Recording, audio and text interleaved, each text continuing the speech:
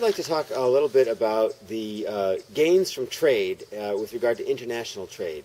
Now, we looked at this in two different ways. One was looking at the comparative advantage of one country to another, and we calculated how two countries that produce two goods each could gain from trade. And these are very similar to the examples we had earlier in the course with regard to Hank and Tom, and we talked about individuals trading.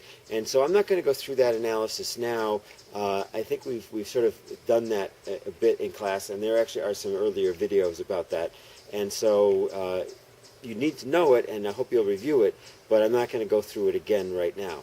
What I am going to do is go through the charts showing a country in autarchy versus if there's trade, and then whether they put an import quota on or a tariff. And I'm not going to put any numbers on, but I'm just going to show you the charts, and obviously you can look at them in the book and you can look at them on the slides, but I think sometimes it's easier to learn it if you actually sort of see how the chart gets created and try to follow it.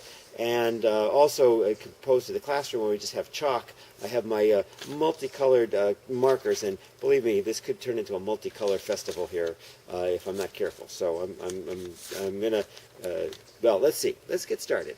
Okay, so let's first of all look at our our usual situation where we have a quantity and a price, and we have a demand curve and a supply curve, and we're going to end up with an equilibrium quantity and an equilibrium price, and we'll have a consumer surplus, which I will put in blue, and a producer surplus that I will put in green.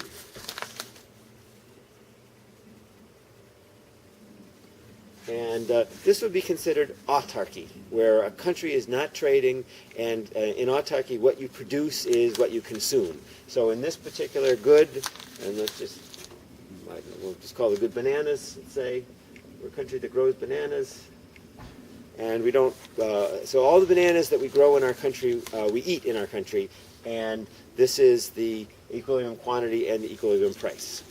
Now let's assume that we're able to trade with the rest of the world, and let's start with the idea that in the rest of the world, bananas are more expensive than in our own country.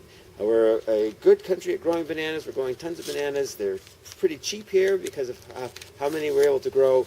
And in the rest of the world, there are some places in the world where they can't grow bananas at all. And so because of that, there's a world price for bananas that's higher than what our consumers are paying in our own country. And I'll put that price in orange. And I call it WP for world price. And one thing to think about the world price is that this is the amount that people are willing, we can sell as much at this price as our producers are willing to produce. And it's almost as if we have an infinitely elastic demand curve. Remember, if it's a horizontal, it's infinitely elastic. So it's like our demand curve, because we're facing the whole rest of the world, it's like it's infinitely elastic.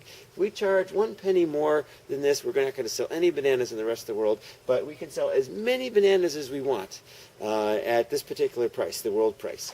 And so because of that, we're going to be able to, our producers are going to want, at this world price, our producers are going to want to produce at this quantity. And so I'm going to just put that as Q, the quantity produced with the world price, and of course it's the same color as the world price. And then our consumers, however, because the price is now higher, our consumers are going to want to consume less. And so off the demand curve, we find the place where the demand curve hits the world price, and that's how much our consumers are going to want to consume. So this is the quantity consumed at the world price, this is the quantity produced at the world price, and the difference between those two quantities is our exports.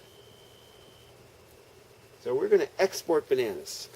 Now, what has happened here to our producer surplus? Our producer surplus has gotten a lot bigger. So let me just switch to another color here. Let me go with this pinkish color here. So our new producer surplus is this great big triangle, which is pink. And some of that is out of our old consumer surplus because, of course, it's a higher price for our consumers and they don't want to pay it. But but that goes transferred to our producers, and then we pick up this whole area. So our producer surplus is larger, and of course our consumer surplus, and now, I don't know, use this sort of greenish color thing here, and our consumer surplus has shrunk down to this triangle. So our consumer surplus is smaller, our producer surplus, though, is a lot bigger, and our producer surplus is bigger by more than our consumer surplus is smaller. The difference is this triangle here, and so there's a gain from trade. We're better off, and that money that our producers have made by exporting the bananas, yeah, our consumers are paying more for bananas, but that money is in our economy, and we are able to use it, to buy other things, and it generally increases the prosperity of the overall nation because we're exporting bananas. Talk about the other situation.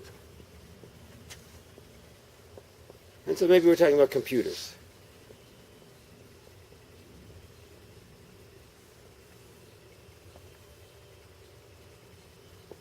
So again, we have a demand curve and a supply curve, and a quantity and a price, and we have an equilibrium quantity and an equilibrium price, and we'll have a consumer surplus, and we'll have a producer surplus,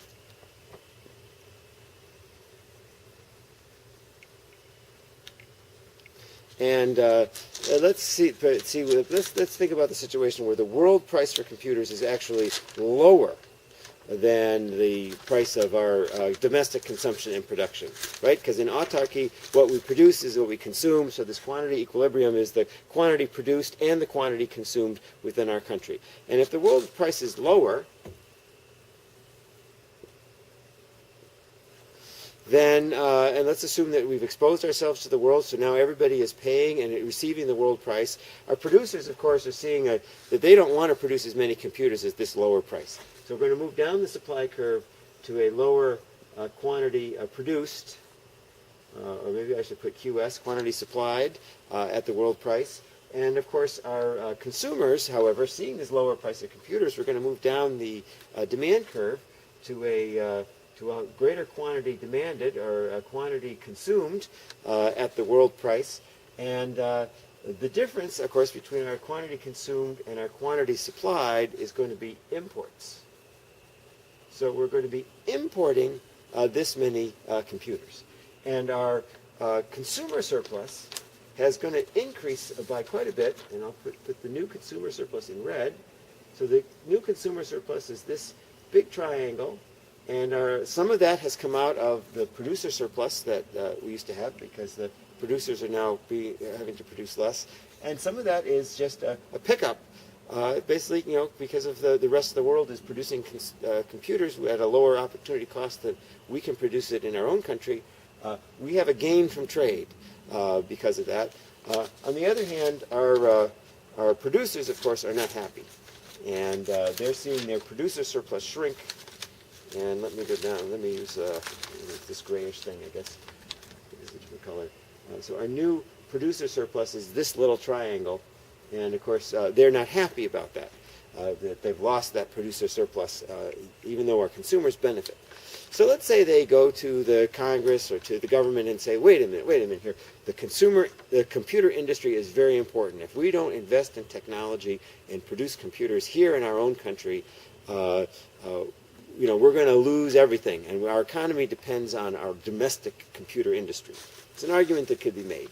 I would disagree with it, but it's an argument that could be made. And so they want to say that there should be a tariff placed on the imported computers.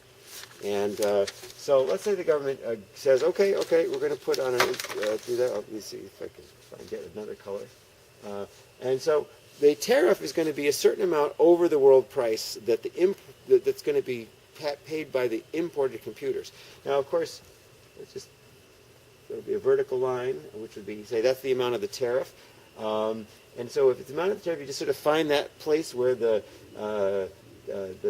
difference between, just basically above the world price, and then you want to sort of hit that supply curve. So where the difference between the supply curve and the world price is the height of the tariff, and then you would find similar situation over here where we're at the difference between the height of the demand curve and the tariff, and we'll get a nice little rectangle here. Well, the price of computers domestically is going to go up by the amount of the tariff, because if we're going to import computers, the imported computers are going to be imported at the world price plus the tariff. And so, of course, the domestic producers who are competing against the rest of the world, they're going to raise their prices as well to that same level, the world price plus the tariff. And so we'll be moving up the supply curve now to a higher quantity supplied after the tariff, but we're also moving back up the demand curve too to a lower quantity demanded after the tariff.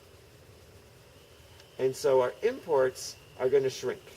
The imports are going to shrink to this smaller amount because of the fact that the tariff is there. So our producer surplus, though, is going to increase from where it was pre-tariff to this producer surplus is now this whole triangle here, because we're going to be up to this price, this post-tariff price. So it's perhaps smaller than it was. It's definitely smaller than it was in autarchy, because we're assuming that the tariff isn't the full amount of the difference between the equilibrium price and the import price. If it were, there would be no imports at all. And but producer surplus is going to up. Consumer surplus, of course, has come down. It's going to now be this. Oh, what a mess this is going to be. I'll just do this in black too. It's going to be this whole area here will be our consumer surplus, and our imports are going to be this amount, and the government is going to get this orange box. It's the amount of the imports times the tariff is the amount that the government is going to collect in the tariff, and these two triangles are losses. Maybe the word deadweight loss, which is something I said in class, isn't quite the correct term. I'm not sure exactly what the correct term would be, but it is definitely a loss of total surplus. On the old, before the tariff, total surplus included this whole thing plus this, and now total surplus has been decreased by the size of these two triangles, this one plus this one. So loss in total surplus because of the tariff. Could be even worse than a tariff would be an import quota. So what the government could have said instead is, instead of saying we're going to put a tariff, which would be the height of this, we're going to restrict imports to this amount. And I'm not redrawing it because it's actually going to be the exact same chart.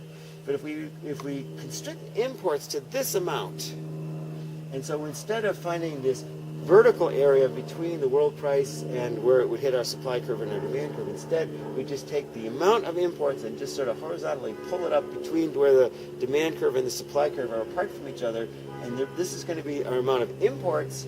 Our producer surplus and our consumer surplus would be exactly the same as they are under the tariff, but instead of the government collecting this money, it's that the producers from the rest of the world are going to be able to charge this price, this higher price, higher than the world price. So our imports are going to be at a higher than the world price because of the quota, and it's the foreign producers that are going to get that money instead of the government. And so some people prefer to have an import quota instead of a tariff because they think the taxes are bad and we don't want the government getting our money. And instead they just want to restrict imports as a way to expand domestic production. Well, first of all, whether it's a tariff or whether it's restricting imports, it is going to expand domestic production at the cost of less consumer surplus and higher prices. But the difference between the quota and the tariff is that with the tariff, at least the government gets some revenue, and that's money that can be used for schools or roads or to lower other taxes. While if it's an import quota, that same money just gets shipped overseas to the foreign producers. They're able to charge that higher price because of the quota and pocket the money. So foreign producers, of course, would much rather see an import restriction than a tariff. But on the other hand, a tariff would be better off for the domestic economy, although the way to maximize total surplus would be to have no tariffs and no quotas.